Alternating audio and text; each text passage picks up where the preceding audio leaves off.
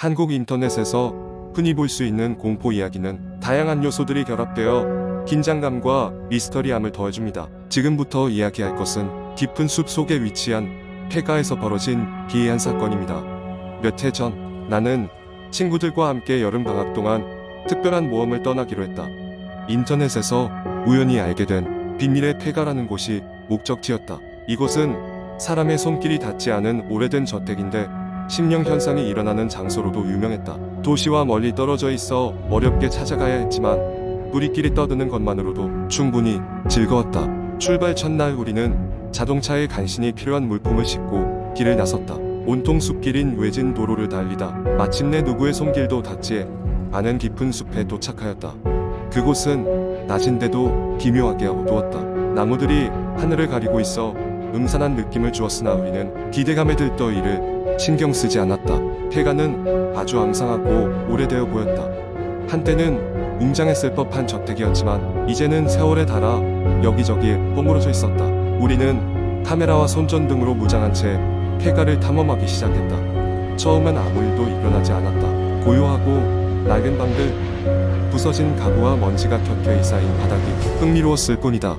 그러나 그날 밤 모든 것이 변하기 시작했다. 우리는 폐가 안에 텐트를 치고 잠자리에 들 준비를 했다. 그때 누군가의 속삭임이 들려왔다. 낮에 보지 못했던 큰 벽난로 쪽에서 나는 소리였다. 아무도 그곳에 갈 엄두를 내지 못했지만 나는 용기를 내어 벽난로에 가까이 다가갔다. 갑자기 불빛이 번쩍이더니 무언가가 빠르게 내 옆을 스치고 지나갔다. 순간적으로 겁에 질린 나는 뒤로 돌아보았지만 아무것도 없었다. 이상한 기분이 들어 나머지 친구들에게 이 일을 이야기했지만 그들은 피곤해서 그런 것이라며 대수롭지 않게 여겼다. 밤이 깊어가고 자정이 다 되어갈 무렵 우리는 다시 한번 소리에 잠에서 깼다. 이번엔 훨씬 더 큰 소리가 울려 퍼졌고 집의 벽이 떨리는 것 같았다. 모두 깨어 방어 태세를 취한 채 폐가를 조사하러 나섰다. 찬바람이 불어오는 복도를 지나자 문 하나가 삐걱거리며 열렸다. 그 방 안에서는 머리카락이 길고 하얀 옷을 입은 여자의 모습이 어렴풋이 보였다. 우리는 깜짝 놀라 뒷걸음질 쳤지만 그녀는 움직이지 않았다. 그저 고개를 천천히 돌리며 우리를 바라볼 뿐이었다. 그 눈빛에는 일반적인 감정이 담겨 있지 않았다. 마치 우리의 존재를 알아차리지 못하는 듯한 텅 빈 눈동자였다. 중심을 잃고 넘어진 친구가 머리를 부딪히며 소리를 질렀고 그 순간 여자의 모습이 사라졌다. 우리가 그 방에 들어섰을 때 다락방으로 이어지는 계단이 보였다. 누군가 그곳에서 우리를 부르는 듯한 느낌이었다. 끔찍한 두려움이 우리를 엄습했지만 우리는 멈출 수 없는 호기심에 다락방을 향해 조심스럽게 발걸음을 옮겼다. 다락방 문을 열자 그곳에는 오래된 가구들과 먼지가 쌓여 있었다. 그러나 방 한 구석에 놓인 작은 상자가 우리의 시선을 끌었다. 상자를 열자 안에는 낡은 사진들과 일기장이 들어있었다. 사진에는 우리가 보았던 바로 그 여자가 찍혀 있었다. 일기장을 펴니 이곳에 들어온 사람은 돌아갈 수 없다. 라는 문장이 여러 차례 반복되어 적혀 있었다. 이 공포스러운 메시지를 본 우리는 급히 폐가를 빠져나가기로 했다. 순간적으로 불이 꺼지며 다락방은 어둠 속에 휩싸였다.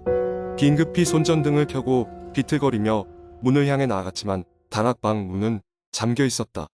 패닉에 빠진 우리 모두는 다시 다락방의 창문으로 향했고 다행히 창문은 열렸다. 하나씩 창문을 통해 밖으로 나가면서 여전히 폐가의 창틀 안에서 우리를 바라보는 여자의 모습이 보였다. 폐가를 빠져나온 우리는 곧장 숲을 빠져나와 그곳을 도망치듯 벗어났다. 그날 밤 이후 우리는 절대 그 장소에 대해 이야기하지 않기로 했다. 하지만 그날의 경험은 우리 모두에게 깊은 상처로 남았다. 인터넷에는 여전히 그 폐가에 대한 이야기가 퍼돌아다녔다. 누군가는 용기를 내어 그곳을 다시 가보기도 했지만 돌아온 사람은 없었다고 한다. 이후로도 후배들이나 지인들이 그 장소에 대해 물어보면 나는 단호하게 말한다. 절대 가지 말라고. 이 이야기는 누군가에겐 그냥 허구일 수 있다. 하지만 실제로 그 폐가가 존재한다며 누군가는 그곳에 다시 발을 들여놓고 새로운 이야기를 만들어 가고 있을지도 모른다. 두 번째 이야기 서울 근교의 작은 마을 서림리. 이 마을은 아늑하고 평화롭지만 밤만 되면 떠도는 기묘한 소문이 있다. 바로 마지막 버스에 관한 이야기다. 이 버스는 오후 11시 30분이 지나면 마을에 나타난다는 소문이 파다하다. 문제는 이 버스를 타면 집에 돌아올 수 없다는 것. 마을 사람들은 이 버스를 경계하며 자정이 다가오면 아무리 급한 일이 있어도 밖에 나가지 않았다. 김수연은 서울로 출퇴근하는 직장인이었다. 어느 날 회사에서 예기치 못한 야근으로 인해 마지막 버스를 놓치고 말았다. 택시를 타려 했지만 모두 예약으로 만석이었다. 비도 추적추적 내리고 있었고 수연은 집으로 돌아가야겠다는 일념 하나로 우산을 꺼내들었다. 투벅투벅 인적 드문 길을 걷던 그 순간 어둠 속에서 버스 한 대가 천천히 다가왔다. 마지막 버스였다. 그는 잠시 망설였다. 소문의 버스일지 아니면 단순히 지연된 버스일 뿐인지 확신할 수 없었다. 하지만 하염없이 비를 맞으며 길 위에 서 있을 수도 없는 일이었다. 수연은 버스에 올랐다. 차 안은 이상하리만큼 썰렁했다.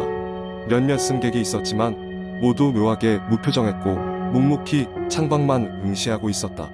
수연은 자리에 앉아 버스가 출발하길 기다렸다. 버스는 곧 부드럽게 움직이기 시작했지만 마을로 향하는 길이 아닌 생전 처음 보는 낯선 길로 접어들었다. 창밖의 풍경은 점점 더 기괴해지기 시작했다. 비는 여전히 내리고 있었고 어두운 숲과 안개가 점차 그를 둘러싸고 있었다. 그 순간 수연의 귀에 낮고 점잖은 목소리가 들렸다.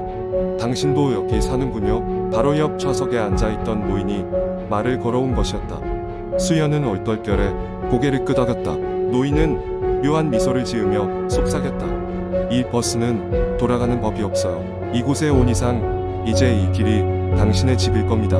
수연은 무언가 잘못되었음을 직감했다. 그는 곧바로 자리에서 일어나 앞쪽으로 달려갔다. 버스 기사에게 다가가 항의하려 했지만 기사의 얼굴을 본 순간 굳어버렸다. 그곳에는 사람이 아닌 기괴한 형상이 있었다.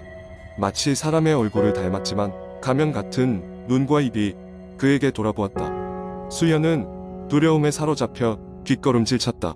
승객들은 여전히 무표정하게 창밖만을 바라보고 있었고 수연이 두드려도 아무런 반응이 없었다. 창문을 두드리고 문을 열려 했지만 그것조차도 용납되지 않았다. 버스는 여전히 어딘가로 향하고 있었고 창밖 풍경은 더욱 낯설고 불길하게 변해갔다.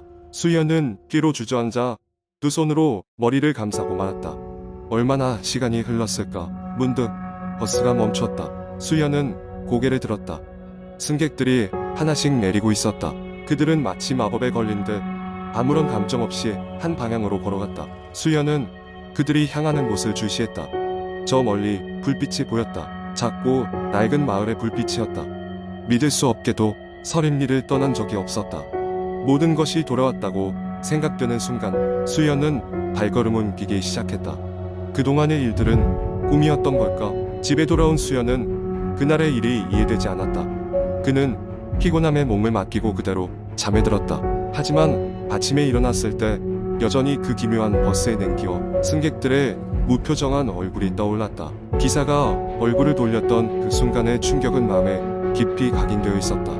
결국 그는 다시는 야근을 하지 않기로 마음먹었다. 그리고 며칠 뒤 수연은 마을 곳곳에 붙은 전단지를 발견했다. 실종자를 찾습니다. 포스터 속의 얼굴들은 바로 그 기묘한 버스의 승객들이었다. 그때의 무표정한 승객들. 수연은 등골이 오싹해졌다. 그는 얼른 전단지를 떼어내고 집으로 돌아갔다. 마을에서 마지막 버스의 공포는 전설처럼 전해졌고 이제 그 공포는 수연의 마음속에 영원히 남게 되었다. 그 이후로 수연은 그 밤의 일을 누구에게도 이야기하지 않았다. 마지막 버스는 여전히 떠도는 전설로 남아있다. 그리고 가끔씩 버스 정류장에서 혼자 서 있는 사람의 그림자가 보이면 사람들은 말을 멈추고 서둘러 집으로 돌아가곤 한다. 세 번째 이야기. 어느 작은 시골 마을에 대학 친구들과 함께 여름 휴가를 보내러 갔다. 그 마을은 외딴 곳에 위치해 있어 도심의 소음과 스트레스로부터 벗어나 조용하고 평화로운 시간을 보낼 수 있을 것 같았다. 우리의 숙소는 오래된 한옥이었는데 주변에는 울창한 숲이 둘러싸고 있었다. 밤에는 별빛이 쏟아질 듯한 하늘과 함께 소복소복 귀뚜라미 소리가 들려와 마음을 편안하게 해주었다. 첫날 밤 우리는 다 함께 저녁을 먹고 숙소 앞마당에서 맥주를 마시며 이야기꽃을 피웠다. 시간이 흐르면서 점차 피곤함이 몰려와 다들 하나둘 방으로 들어가 잠을 청하기 시작했다. 나와 2명의 친구는 아직 잠들고 싶지 않아 숙소 주변을 산책하기로 했다. 숲길을 따라 걸으며 별자리를 찾아보고 재미있는 이야기들을 나누며 웃음 소리가 끊이지 않았다. 그렇게 얼마쯤 지났을까 숲속 깊숙한 곳에서 희미한 소리가 들려왔다. 처음엔 바람 소리겠거니 했지만 점점 그 소리는 사람의 목소리처럼 명확해졌다. 우리 셋은 그 소리가 무엇인지 궁금해져 소리가 나는 방향으로 발걸음을 옮겼다. 숲속을 헤치며 나아갈수록 목소리는 점점 선명해졌고 우리는 그 소리가 울기라도 하는 듯한 여자의 목소리라는 것을 깨달았다. 호기심과 두려움이 교차하며 우리는 발걸음을 조심스레 옮겼다. 그러다 문득 눈에 들어온 것은 낡고 오래된 사당이었다. 사당은 허물어져 가고 있었고 그 앞에는 하얀 옷을 입은 여자가 고개를 숙이고 서 있었다. 그녀는 울고 있었고 우리를 알아채지 못한 듯했다. 우리는 그 광경이 너무나도 기이하고 무서워한 발자국도 더 나아가지 못한 채 그 자리에 얼어붙었다. 잠시 후 그 여자는 천천히 고개를 들며 우리를 바라보았다. 그녀의 얼굴은 새하얗게 질려 있었고 눈에서는 마치 깊은 슬픔과 원한이 맺혀 있는 듯한 눈빛이 날카롭게 빛났다. 우리는 너무 놀라 아무 말도 하지 못했고 그저 뒤돌아 숙소로 뛰어 돌아왔다. 숙소에 돌아와도 마음이 진정되지 않아 친구들을 깨워 방금 경험한 일을 이야기했다. 친구들은 무섭긴 했지만 진정 여러 사람과 함께 있다는 것이 안도감을 주었다. 우리는 그 밤을 얼마나 뒤척였는지 모른 채 겨우 잠이 들었다. 다음 날 아침 우린 마을 주민에게 그 사당과 여자의 이야기를 물어보았다. 주민은 사당에 얽힌 전설에 대해 이야기해 주었다. 오랜 옛날 그 마을에 한 여인이 있었는데 그녀는 사랑하는 사람과의 결혼을 약속했지만 갑작스러운 사고로 그를 잃게 되었다. 그녀는 깊은 슬픔에 빠져 마을을 떠나 사당 근처에 살았고 결국 모든 것을 포기한 채 세상을 떠났다고 한다. 마을 사람들은 그녀의 영혼이 아직도 사당 주변을 배회하며 사랑하는 이를 기다리고 있다 믿었다. 그 이야기를 듣고 우리는 전날 밤의 경험이 단순한 우연이 아닐지도 모른다는 생각에 소름이 돋았다. 그럼에도 불구하고 직접 겪은 신비로운 경험은 우리에게 강렬한 인상을 남기며 평생 잊을 수 없는 기억이 되었다. 이후로도 그 이야기는 종종 친구들 사이에서 회자되었고 우리는 그 여름밤의 경험을 하나의 전설처럼 이야기하게 되었다.